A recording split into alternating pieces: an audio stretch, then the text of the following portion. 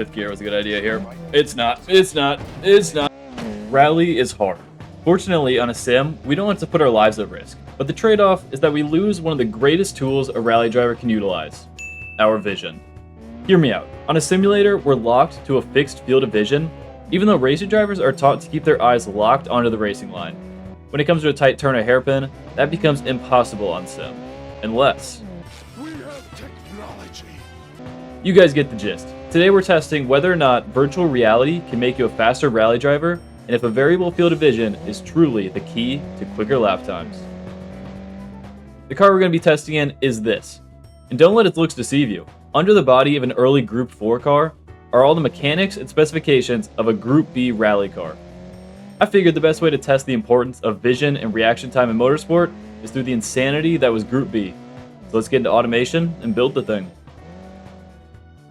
We're starting this build off with an old 60s coupe body, then throwing fiberglass panels onto a steel monocoque, and naturally it'll be front engine, then we'll fit McPherson strut suspension.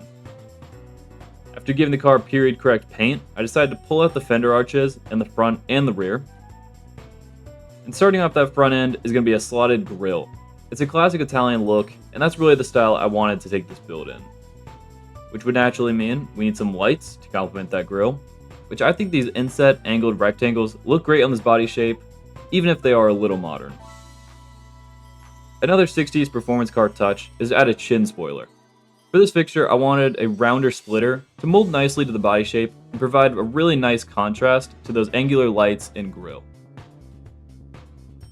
One of the final pieces of this front fascia is a bumper, which for now is black plastic, but I did later switch over to chrome. I initially wanted this car to resemble an early Group 4 car, modernized in the 80s to race in Group B.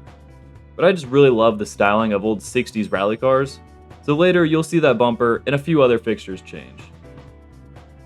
Oh, and can't forget the fog lights up front, which of course, they're rectangles to match the headlights. And another fun touch I love in older sports cars is the asymmetric mirrors. Sometimes manufacturers made this design choice to reduce body width, but in this case, we'll just say it was for the better visibility. And generally, my older 60s builds have very simple rear ends, which I sometimes find it difficult to create details without modern body molding, so I decided to duplicate and flip the taillights just to take a little bit more space on the rear fascia, which I actually ended up really liking. But of course, one easy way to create texture and detail is to just throw on another bumper.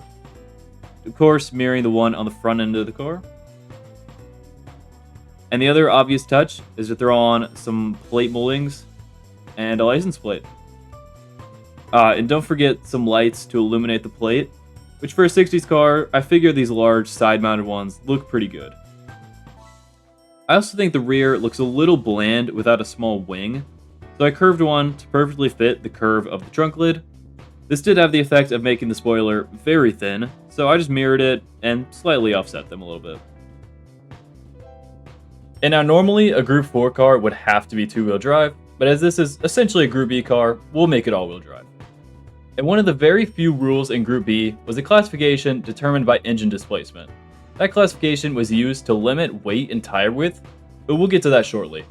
For now, all you need to know is that this engine will be limited to 1.4 liters. Because cars with forced induction engines have their displacement multiplied by a factor of 1.4, so a 1.4 liter is the largest we can have if we want to race in the 2-liter class. The only reason I decided on the 2-liter class is because many Group 4 cars ran with 2-liter engines, and I also think the design of this car lends itself to being very lightweight, which we need a smaller engine to allow. Now on the initial tune, I lowered the compression for a turbo and aimed for 7,000 RPM, though we did increase that later.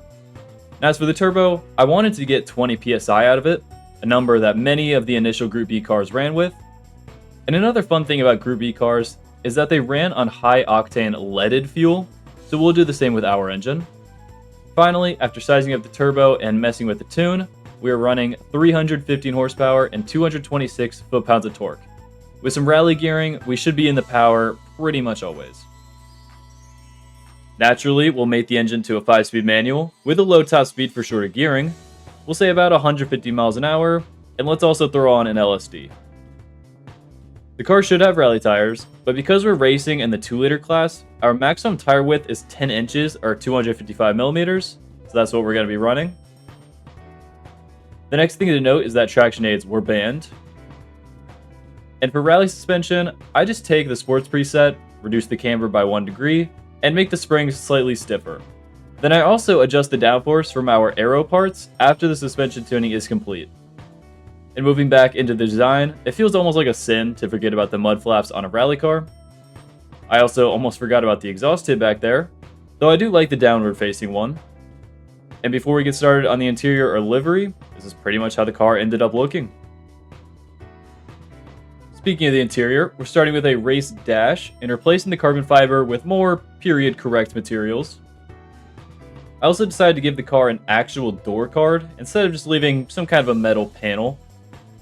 And the great part about starting with these two fixtures is that it's easy to figure out where they're supposed to line up. Then some racing seats are a natural next step.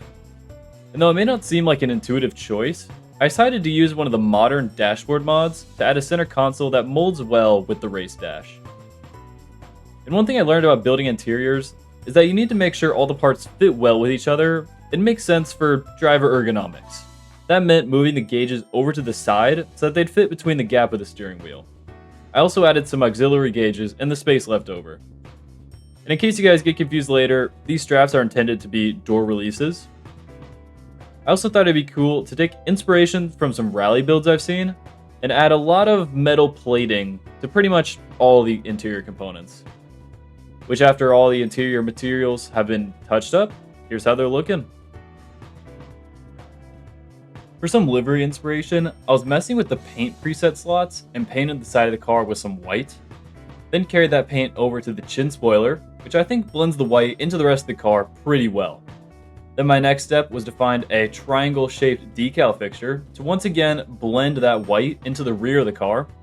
Though with the decals, you need to be very patient if you want them to actually work correctly. And I also covered the white under the bumper just to make it look a little nicer. And unfortunately, I didn't record all the changes I made, so I'll just break them down real quick. For one, I added a black hood to help with glare, especially on the hood-mounted mirror. I also threw on a giant number to match other classic rally cars, then just some rally stickers to mark all the previous rallies this car has taken part of. Essentially, it's just a bunch of nods to 60s rally car liveries. Let's finally get this car in BeamNG, though there's one thing I need to do first.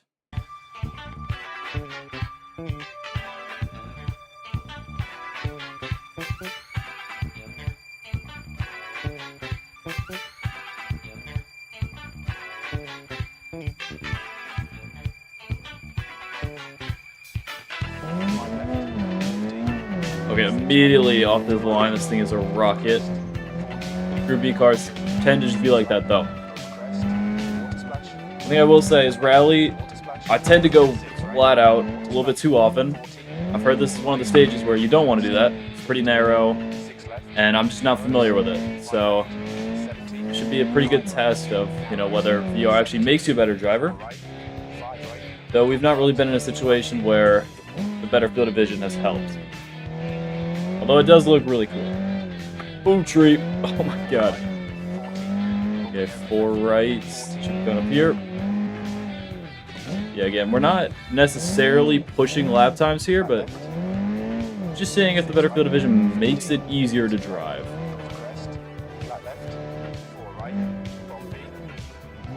Yeah, hold on. Flat right. God, I didn't miss that. I will say with the jumps, it's really hard to keep control of this thing. Alright, here we are back at it. Fortunately, now I'm a little bit more familiar with this intro section.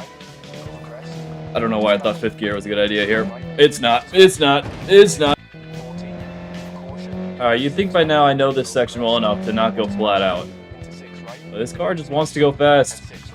And airborne. That seems to be a recurring theme here. Alright, hold on. Just scrape. I think I'm just gonna stick it in 3rd. Even if we're redlining it, just because I know I gotta brake eventually. There's 4 right here. Yeah, it's a little slower, but we're getting through it.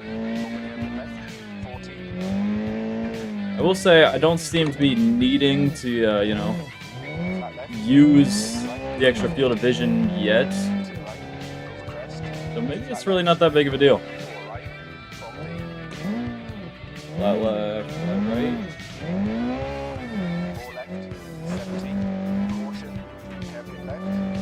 You know, that maybe that's... Oh, hairpin left. Hold on. That'll be a good spot. Oh, and then I don't see in front of me. That's handy. We're coming back up on that first hairpin. I think, honestly, if anything, I'm learning that the extra field of vision doesn't matter that much for rally. Just because, you know, if you drive the way I do, you're just sideways the whole time. So the front end is always kind of pointing where the corner is.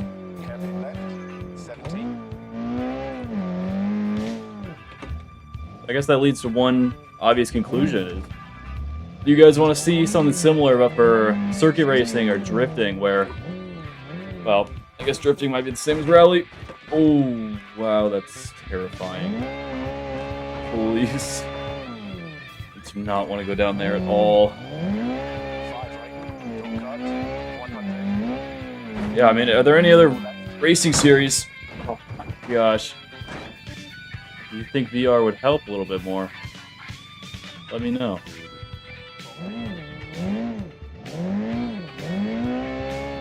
Oh, yep, there's the bump. Always forgetting about that one. Isn't there some kind of hairpin up here? Ah, here it is.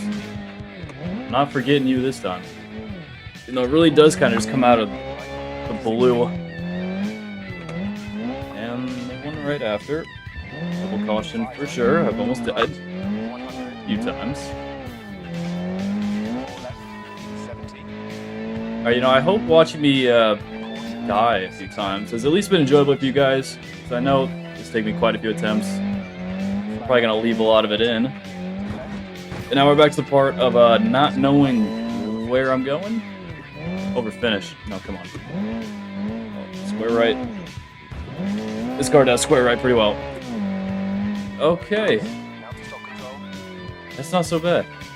This time might not have been that decent, but the car felt great. I will say, if the VR, it feels really good when you're driving it, but maybe rally isn't the best use case for it, just because, you know, the front end's always kind of pointed towards where you're going. Yeah, overall, a 147 pretty much. You know, one 1/1000th of a second off. You know, if we're in motorsports terms, that's a 146.9 for anyone questioning it. But yeah, honestly, the car drove great. I do tend to put my recent builds up for you guys to download.